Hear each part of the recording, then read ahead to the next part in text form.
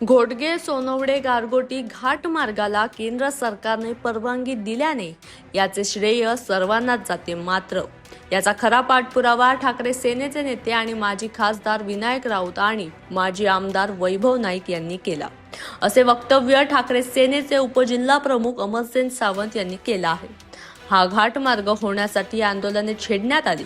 माजी आमदार कैलास पुष्पसेन सावंत यांनीही वेळोवेळी घाट रस्ता संदर्भात विधानसभेत येथील नागरिकांची मागणी धरून लावली।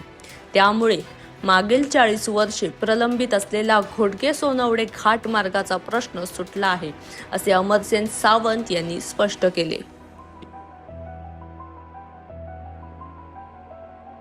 हा घाट मार्ग गेले अनेक वर्षे म्हणजे जवळजवळ 40-45 वर्षापासून या घाट मार्गाची मागणी आहे। प्राध्यापक महेंद्र नाटेकर यांनी ही मागणी केलेली होती। तसेच आमचे वडील माजी आमदार पुष्पसेन सावंत यांनी सुद्धा विधानसभेत या घाटाची मागणी केलेली होती।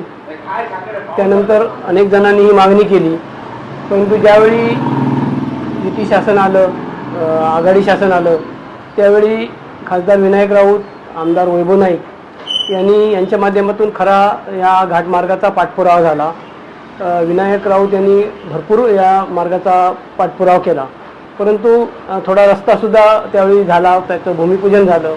त्यानंतर ज्या ठिकाणी भूमिपूजन रस्ता झाला त्या ठिकाणाहून जी गाडी चढण्यासाठी जो मार्ग होता त्याची उंची जास्त असल्यामुळे त्याची लाईन बदलण्यासाठी केंद्र सरकारने मागणी केली होती आणि त्यासाठी सुद्धा घोटगेमध्ये त्या मंदिरामध्ये याची मीटिंग ग्रामस्थांबरोबर घेण्यात आलेली होती। हा मार्ग होण्यासाठी अनेक लोकांनी आंदोलनं केलेली आहेत। लॉरेन्स मान्यकर हे आमच्याबरोबर काँग्रेसमध्ये असताना त्यानंतर माजी सरपंच सोनवडेचे कैलास बाळा घाडी यांनी एक मोठं आंदोलन केलं होतं। घाटाच्या माथ्यावर जाऊन ते उपोषणाला बसले होते आणि त्या ठिकाणी अभय शिरसाट, आबा मुंज आणि मी घाटावर आम्ही चालत जाऊन त्यांचं उपोषण त्या ठिकाणी सोडलेलं होतं। अशा प्रकारे प्रयत्न होत असताना अनेक मंजुऱ्या ह्या विनायक राऊत यांनीच घेतल्या आणि एक परमिशन राहिली होती ती आज शासनाने पूर्ण केलेली आहे।